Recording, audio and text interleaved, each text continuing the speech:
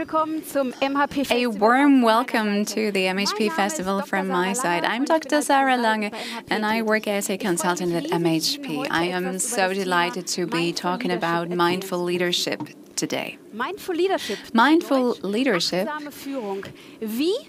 means how and especially why mindful will help you and your team to achieve excellent performance despite a transformative work environment is what I would like to talk about today. Because change means that we need high attention and mindful with yourselves, so self-leadership, but also leading others. Today I would like to provide you with the mindfulness tool, which is a tool that helps you to stay calm in turbulent times.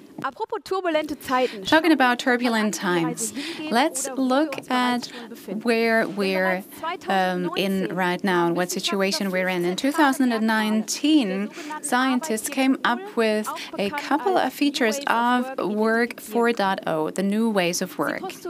And they said that these 5 features characterize the transformation in our work. And back then, no one knew that a pandemic was on the horizon and this transformation would happen faster than we thought. So I say, welcome to tomorrow. Welcome to more participation and all more self-determination. Welcome to subjective relevance. Welcome to digitization. Welcome flexibility. Working from where you want. And also welcome to the dissolution of boundaries.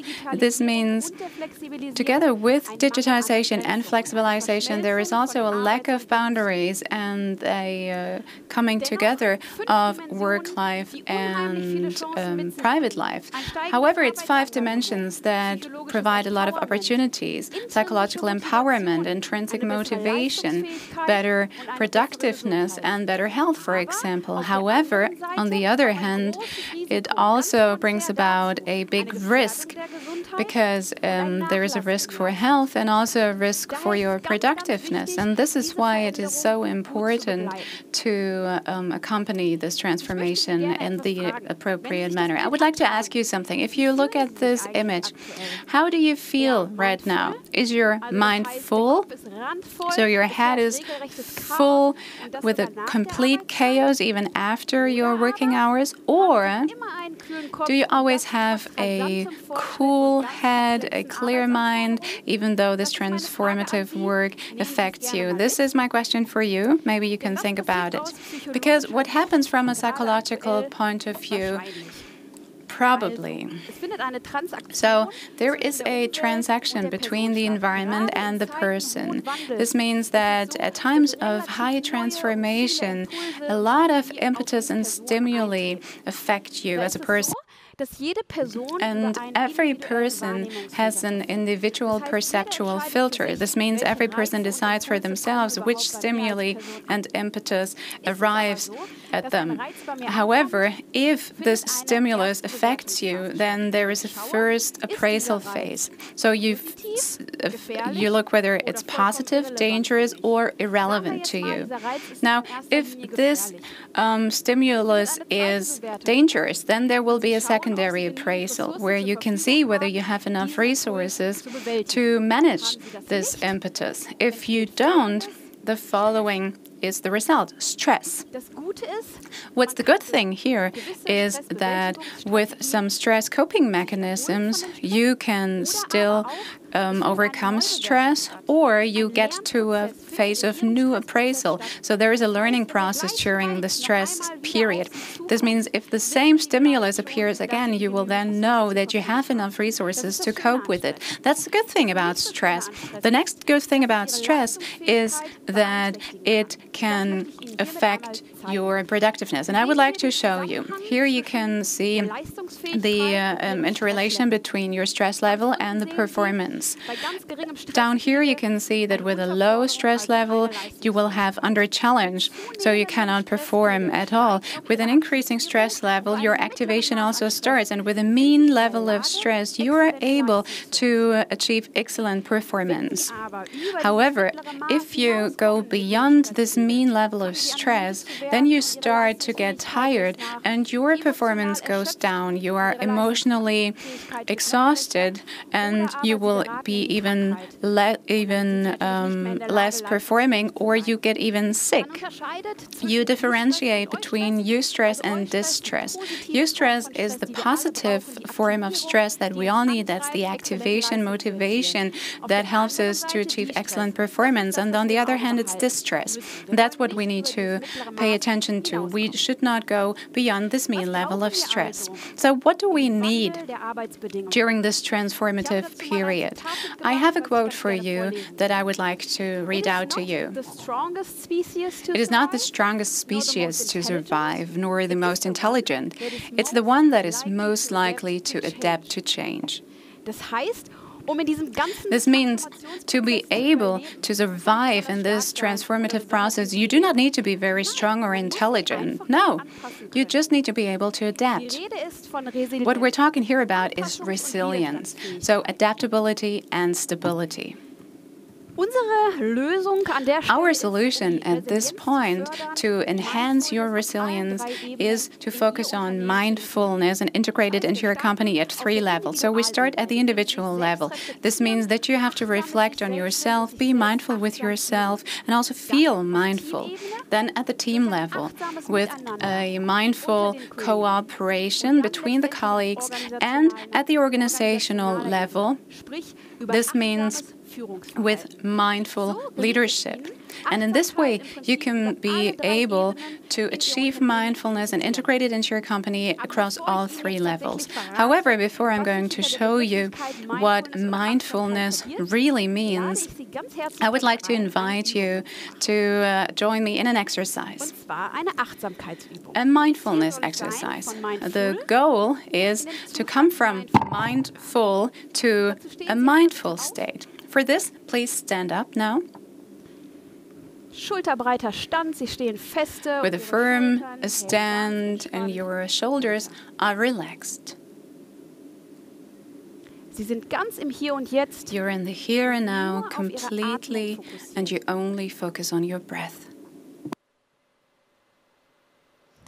Wir starten mit der Brustatmung. We start with breathing and focusing on our chest. So you can take your hand and put it on your chest and see how it lifts and goes down while you're breathing. Deep breaths. Tief einatmen.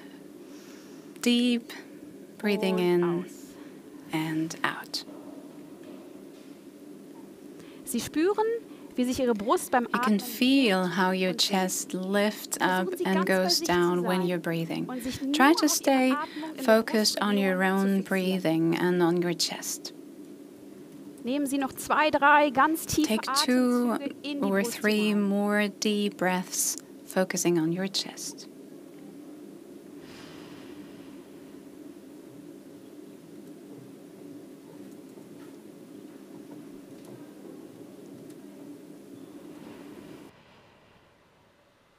Schließen Sie auch gerne Ihre Augen. You can also close your eyes. Gedanken kommen und gehen. Das ist Of course, you vollkommen have in Ordnung. thoughts. That's Sie bringen Ihre completely normal. Aufmerksamkeit einfach Just wieder zurück come zur back Atmung. to your breath.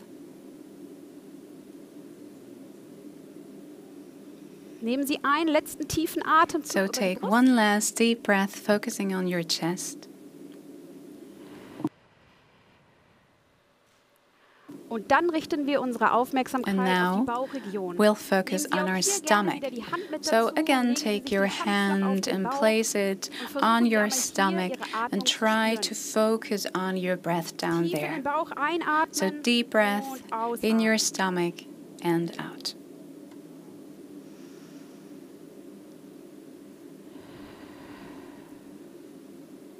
Spüren Sie, Can you feel how your stomach lifts when you're breathing and then goes back again?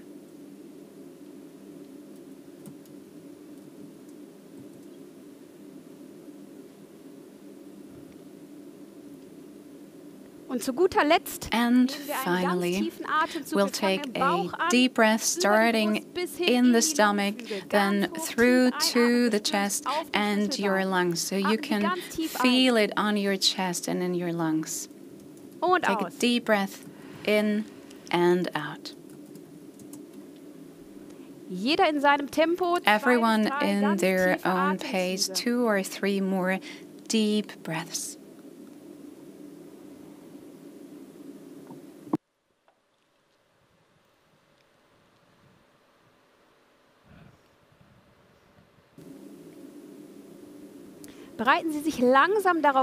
So slowly prepare to stop this exercise, start to pay attention to your environment again. You can now open your eyes again and sit down if you'd like, and then we'll continue. I hope you're good. I hope you feel a little more relaxed and can now focus on the presentation. Because now I would like to show you at what points mindfulness can help you even during or even when stress is generated. First of all, it helps you when you're mindful to be very attentive to what happens inside you and also in your environment. Secondly, if you are mindful, then you also tend to just accept what you feel or perceive. So you would not say this is dangerous or positive or irrelevant or this is bad. You just perceive it and it's completely okay the way it is. However, if stress is produced, then mindfulness can help you to cope with stress. You just saw what one exercise is. You could also use yoga or breathing exercises, meditation, so you can choose whatever you like. But now I would like to show you what mindfulness really means. The definition says that mindfulness means paying attention in a particular way, on purpose, in the present moment, and non-judgmentally. And this is what you've just experienced. We tried to be very attentive, to focus on the here and now, and we were accepting in our mind. And what's good about mindfulness is that you can train and use exercises to become more mindful. And this means you are more resilient to stress in your day-to-day work and lives. And mindfulness can also help you to be more focused during work and more attentive. And finally, it's a fact that mindfulness helps you to become a better leader and a better manager. And why that is, I would like to show you now. Now, I found out that mindful leaders are not perceived in a destructive manner by their employees. So this means that they are not that irritative and they are just perceived in a much more positive light. Why is that? Well, it is due to the fact that mindfulness helps them to be less stressed. And on the other hand, it was also found that your mindfulness as a manager will lead to your employees being less exhausted emotionally. Now, why is that? They also show better performance. Well, this may be due to the fact that mindfulness correlates strongly with empathy and compassion. And I also found that if you're mindful as a leader, you are also perceived as a transformational leader. This means that you are able to transport visions and ideas in a much better way. You can provide individual support and encourage individually. This is what your employees will say if you are mindful. So it's really worthwhile for you as executive managers to work on your mindfulness. Now, finally, I have the 5 skills for you that characterize mindful people. First of all, it's about the skill of observing. This means that if you are mindful, you're able to observe your own emotions and thoughts, but also those in your environment. And you can do this much better if you're mindful. Secondly, you're able to describe with words what you feel, and in a very accepting and neutral way. Thirdly, you are able to act with awareness. So this means you do not follow your autopilot, but you really focus on what you're doing. Fourth point, non-judging of experiences. So this means sometimes, of course, you can perceive negative things, but then you should not react immediately and judge what you're seeing or feeling. And finally, being non-reactive. So not being impulsive when you feel something, but just being calm for one moment and then react. So I hope that now you're really interested in working on your mindfulness. If this is the case, just try to keep these 5 skills in mind and reflect on them on a regular basis. Or just use 5 minutes per day to use mindfulness-based stress processes and do some exercise in this, because the main goal should be to come from mindful to mindful. And now I would like to thank you very much for listening, and I hope that you enjoy the rest of the day.